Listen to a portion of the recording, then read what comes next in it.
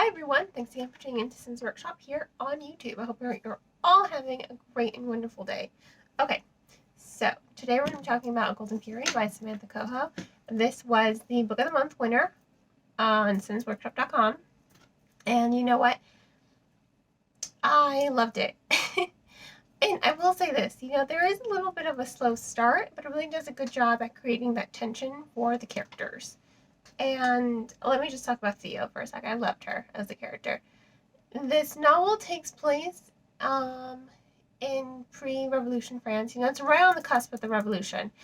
You already hear talk of dissent in the narrative.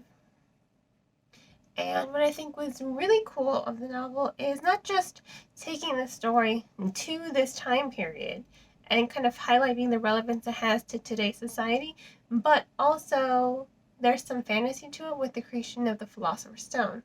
So Thea is an alchemy apprentice. She is her mother's apprentice, and I really liked how the relationship unfolded. It's not your typical mother-daughter relationship, nothing like the Gilmore Girls, nothing really codependent, but what it is really, her mother wasn't really raising a daughter. Her mother was raising a student. So they kind of have a very weird, very tense mother-daughter relationship. At times it did remind me of Bruce's relationship with Dick Grayson, because it has that tension. You're not really raising a kid in that normal, traditional parent to child standpoint. You're raising a student here, as someone to pick up where you left off. And I really did enjoy that creation of the tension for the story. I did think it was well done. I did think it was well thought out. I don't really like her mother. Let me just say that. I understand where her mother's coming from, because in this society, back in the day, women were raised to be ornaments for men, really. Just something pretty to show around, someone to host, knitting parties or tea parties with other women. I think you can tell by my expression how much I like that idea.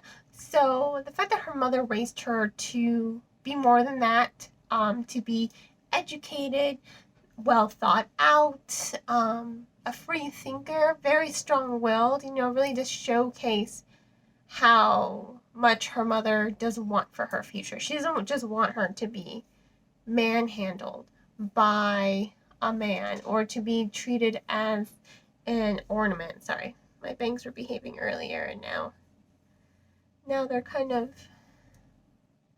my hair's au natural this week. No hair product in it whatsoever. Kind of drives me nuts. But anyway, that's neither here nor there. I really did like this relationship. It was different. It was tense. I did not like her mother, like I said. Wasn't a fan, but I understand where her mother was coming from. So at least there's that. And her mother is creating the Sorcerer's Stone, the Philosopher's Stone. I think anyone who's read Harry Potter knows what that stone can do. Yeah, I'm a huge Potterhead. Slytherin for the win. Anyway, so I really did like their relationship, and I really do think it does benefit Theo as the story progresses. We get to see her develop as a character, and I really do enjoy seeing her develop. She doesn't lose her will. She doesn't lose everything her mother instilled with her, that strength, that resilience. She doesn't lose it, and I'm very thankful for that, especially because she's surrounded by various different men. She has a father figure in her life now, and more than that, she has her former romantic attachment is there, and then you have another male. So there is the risk that she could lose herself to men, and another female character does address that to her. Like, why would you do all this for a guy? A guy who would just kind of throw you away. But she doesn't want to be like her mother, and I think that's really, she wants to be like her mother, but not like her mother. She doesn't want to just use men. She does believe in this idea of marriage. She does believe in finding love. She doesn't want to just be with men just to use them and then toss them aside. That's not what she wants in her life. She wants a partner in her life. And I think that's really commendable. So she really does highlight the compassion within her character, her ability to be compassionate and remorseful and kind-hearted. You know, yes, she discovers men are not living up to her expectations, but if they're ill, she's not going to turn their backs on them, even if it means risking her own sanity, because there is a curse on this. That's my husband's cat, Nyx. She's cute. She doesn't want to be cold-hearted. She wants to be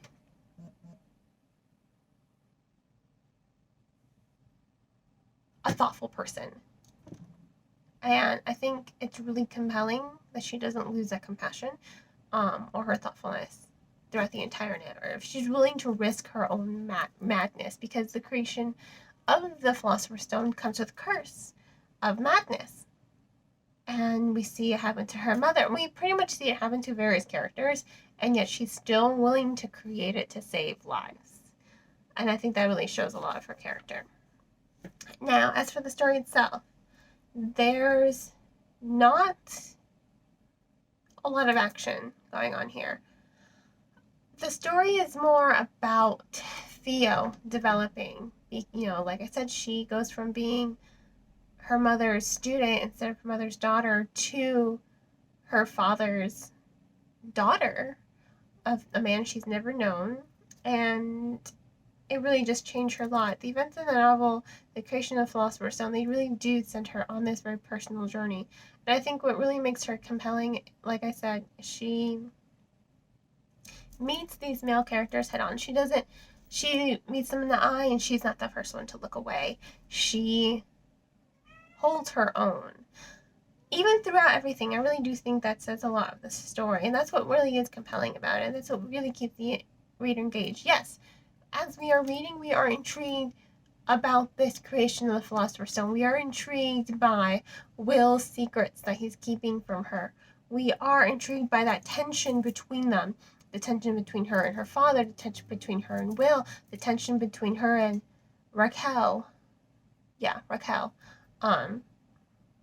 Rachel or Raquel? I guess Rachel? I don't know. But there's a lot in the story to keep the reader engaged. It's not a fast-paced story, but not a slow-paced story either. You are engaged because you're developing a relationship with this character. You are intrigued about this curse on the Philosopher's Stone. You are compelled to read it to see, okay, how are these events going to play out? And that's what really is central for this story. How it does that, how it really draws the reader in, and how it tells a story, a character-driven story.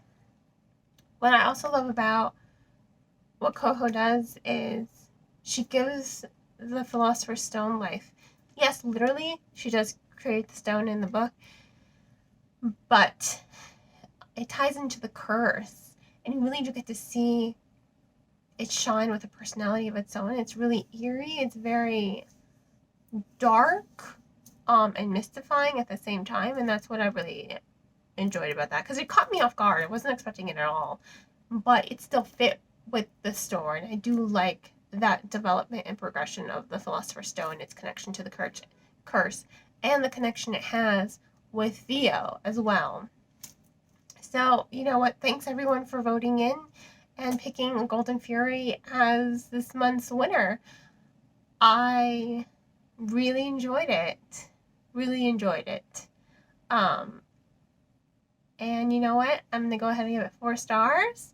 You can go ahead and purchase this book on bookshop.org. I will include a link in the description below. If money's tight, which, trust me, I work in a movie theater, so my hours are being cut.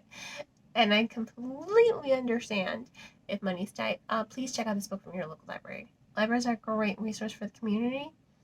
And this is definitely a book that does deserve to be read, especially if you are interested in historical fiction, strong female characters, and the Philosopher's Stone itself. You know, it really does have a lot of elements to draw in a lot of readers. On that note, I hope you all will continue to support me by liking this channel and sharing it with your friends and subscribing. I hope you all have a great rest of your day, and as always, happy reading.